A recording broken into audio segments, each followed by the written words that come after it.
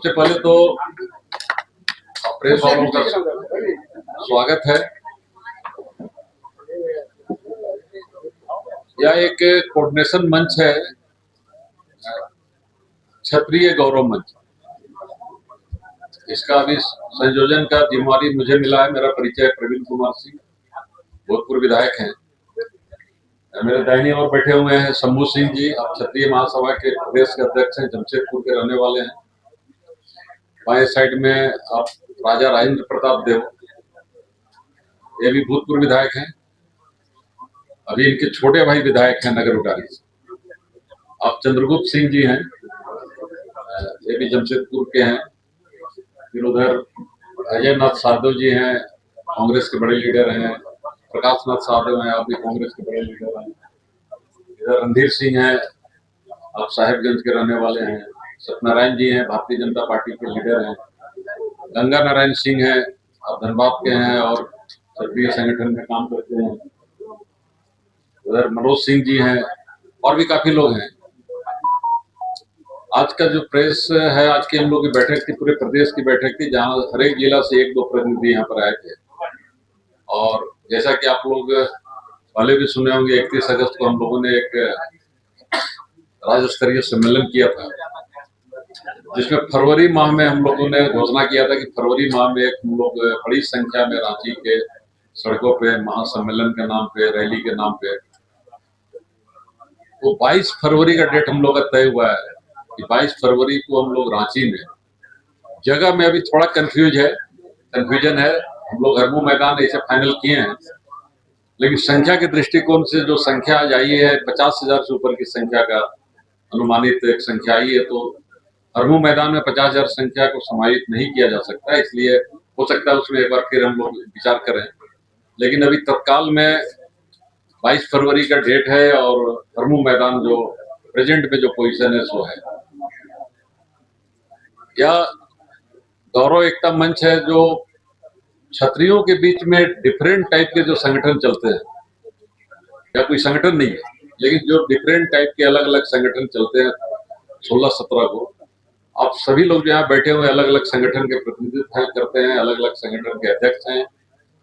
फिर हमारी समाज से जो क्षत्रिय समाज है, जो अगर हम लोग बहुत पुराना खतियान देखते हैं, खासतौर पे 1905 का, उसके पहले 1849 का, तो हमारे साथ और भी समाज था उस समय, जो आज के परिवेश में जो देखा जाता है। जो भटवार समाज है वह भी क्षत्रिय समाज है, रेवतिया समाज है वह भी क्षत्रिय समाज है, चेरो समाज है वह भी क्षत्रिय समाज है। तो इस सारे क्षत्रिय समाज को हम लोग एकजुट करके एक जगह इकट्ठे करके और सबके साथ सबकी समस्याओं पे ध्यान देते हुए और हम अपना उत्थान कैसे करें, क्योंकि क्षत्रिय समाज का एक बात मानना है कि अगर क्षत्रिय समाज मजबूत नहीं रहेगा तो शायद हिंदुस्तान भी मजबूत नहीं रहेगा। तो इस राष्ट्र को कैसे मजबूत बनाने के लिए हम लोग इकट्ठे हुए हैं और अपना जो कमजोरी को कैसे दूर करें और क्या क्या हम लोग अपने समाज के सुधार में हम लोग ला के समाज को सुधारने का प्रयास करें,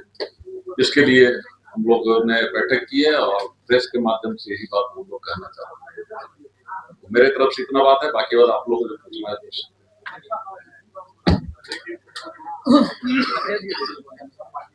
आप पूछिएगा तो बोलेंगे। अध्यक्ष माने इस संगठन के अध्यक्ष नहीं है। हमने जैसा कहा कि ये क्षत्रिय महासभा के प्रदेश के अध्यक्ष हैं, और भी लोग हैं अपने अपने संगठन के, सब लोग हैं। सारे संगठन मिलके हम लोग एक क्षत्रिय एकता मंच के नाम से कार्यक्रम कर रहे हैं, और जिसका कार्यक्रम 22 फरवरी को होना है। और इस कार्यक्रम का संयोजन के रूप में मुझे जिम्मेवारी दी गई है, तो सभी संगठनों को एक साथ लेके एक साथ चलने के। हो सकता है कुछ संगठन इसमें आज भी अछूता रहा हो, नहीं आया हो। बाकी बात आप जिनसे शंभू जी से बात करना चाहते हैं शंभू जी से पूछ सकते हैं, चंद्रगुप्त जी से बात करना चाहते हैं चंद्रगुप्त जी से पूछ सकते हैं, राजा साहब से बात करें, जिनसे आपको पूछना है पूछ सकते हैं। एक चीज ये चाहता है कि आपका संगठन ठीक है, आप लोग बनाकर आगे चल रहे हैं। रांची में आपका ऑफिस कहाँ पर है? ताकि ये हम कभी मतलब कि रांची में बैठक के लिए ऑफिस आप लोग का कहीं हम बातें नहीं होते। अब कल आप पूछिएगा कि आपका रजिस्ट्रेशन नहीं है, तो फिर तो बात वही आ गई ना हमको कोई ऐड नहीं लेना है। नहीं, एक मिनट, समाज के देखिए, समाज एक मिनट सर, सबका धर्मशाला है, ये मतलब मुद्दा से हट के बात कर रही है। बहुत से क्षत्रिय एक सेकंड बहुत से क्षत्रिय संगठन का अपना रजिस्ट्रेशन है। नहीं रजिस्ट्रेशन का झारखंड क्षत्रिय संघ का अपना रजिस्ट्रेशन है, सभी का धर्मशाला है, सबका अपना ऑफिस भी है, सबका ऑफिस भी है, सबका ऑफिस भी है। धर्मशाला लेकिन एक नहीं है जहाँ पर लोग शादी में नहीं, रांची में कमी है, तो हम लोग अभी जो एकजुट जो हुए इसी के लिए हुए हैं ना, कि भाई सरकार से जो है हम लोग भी जो है जमीन का आग्रह करेंगे, या नहीं होगा तो हम लोग सक्षम है जमीन अपने खरीद के जो है उसको बनाएंगे। ये समाज के उत्थान के लिए ही जो है हम लोग यहाँ अभी एकत्रित हुए। जो समाज अलग अलग समिति में अलग अलग संगठन में जो विभक्त था उसको एक मंच पर लाए। और कोई सवाल? 22 फरवरी 22 तारीख को जो कार्यक्रम होने वाला है उसके बारे में 22 तारीख को हमारा महासम्मेलन है। पूरे राज्य भर के अभी जो आज जो टारगेट आया है 50,000 की संख्या जुटेगी। अगर 50,000 जुटने लायक रहेगा, अभी हम लोग जिलों का दौरा करेंगे, प्रखंडों में जाएंगे। क्षत्रिय समाज जो आखिरी पंक्ति पे बैठा हुआ उन तक हम कैसे पहुंचे, उनकी बेसिक समस्या क्या है, उनका शैक्षणिक स्थिति क्या है, उनकी आर्थिक स्थिति क्या है, सारा चीज को हम लोग संकलन कर रहे हैं। उसके हिसाब से क्षत्रिय समाज का पिछड़े रहने का क्या कारण है? नहीं, क्षत्रिय समाज पिछड़ा नहीं है। क्षत्रिय समाज को जो देश के आजादी में सबसे बड़ा जिसका योगदान रहा और 1000 साल जिसने दुश्मनों से लोहा लिया, जो समाज, अगर राजस्थान नहीं होता, क्षत्रिय नहीं होता तो आज हिंदुस्तान नहीं होता। लेकिन आजादी के बाद जिस तरह से क्षत्रिय समाज को विलेन बनाया गया है, चाहे इतिहास के माध्यम से, फिल्मों के माध्यम से। अब देख लीजिए, यहाँ पर एक पोस्टर में अर्जुन सिंह देव जी का फोटो देख रहे होंगे, शायद आप लोग भी नहीं जानते होंगे। 1857 में इन्होंने अपना राजपाट त्याग दिया, पोड़ाहाट के राजा हुआ करते थे, जहां से 10 किलोमीटर दूर में बिरसा मुंडा जी हुआ करते थे। इनकी पुत्र वधू आज से 3 साल पहले गरीबी की हालत में सदर अस्पताल में इलाज के दुखे मर रही। तो ऐसे स्वतंत्रता सेनानी जो राज पूरा त्याग दिया, जिनका राज अंग्रेजों ने छीन लिया, ऐसे लोगों को भी इतिहास में मिटा दिया गया। हम लोग ऐसे लोगों को ढूंढ के, अपने समाज के लोगों को और अपने समाज के लोगों का, हमारा इतिहास क्या है, इतिहास में जो हमारे बुरे कर्म थे उसके विषय में बताना कि हमसे बुराइयां हुई है, हमसे गलतियां हुई हैं, और इतिहास में हमारा जो अच्छे कर्म थे उसको भी बता के अपने राजपूत समाज के गौरव को बढ़ाना, यही हमारा मकसद है। आप 4 महापुरुष की तस्वीरें लगाए, आप किनके रक्षा कदम में चलते?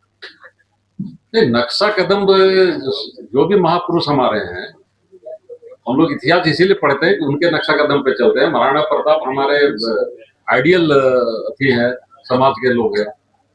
वीर कुंवर सिंह के विषय में आप लोग भी जानते होंगे कि 80 साल की उम्र में इन्होंने आजादी की लड़ाई लड़ी थी। ठाकुर विश्वनाथ सहदेव को ही आप लोग जानते होंगे, जहां पर कि इनको फांसी दी गई थी। लेकिन आज ठाकुर विश्वनाथ सहदेव जी को झारखंड में क्या जगह मिली? तो हमारे समाज के लोगों को आखिर जगह नहीं देने के पीछे कौन सा षड्यंत्र है, कौन सा इतिहास आजादी के बाद से लिखा गया? उस इतिहास में हमारे लोगों को आखिर जगह क्यों नहीं मिली? यह एक बहुत बड़ा कारण। आप जगह दिलाने के लिए आप क्या? नहीं, हम तो कर रहे हैं, अभी तो हम पैदा लिए हैं। उस समय तो हम 1947 से पैदा नहीं लिए थे कि हम उस समय अगर आजादी की लड़ाई में कूद जाते। अभी हम पैदा लिए हैं, अभी हम अधेड़ हुए हैं, तो अब हमको जो समझ में आई है तो उसके लिए हम लड़ रहे हैं, उसके लिए हम कार्यक्रम करेंगे। नहीं, आपका 40-50 साल कम से कम तो होगा ही, तो आप 40-50 साल चलिए, मान लीजिए 20 साल के बाद तो सब में आ जाता है कि हाँ उनको अपने हक के लिए लड़ना है। 20 साल आप कहाँ थे? नहीं, तो उस समय लड़ाई लड़ रहे थे, लेकिन उस समय दूसरी लड़ाई लड़ रहे थे।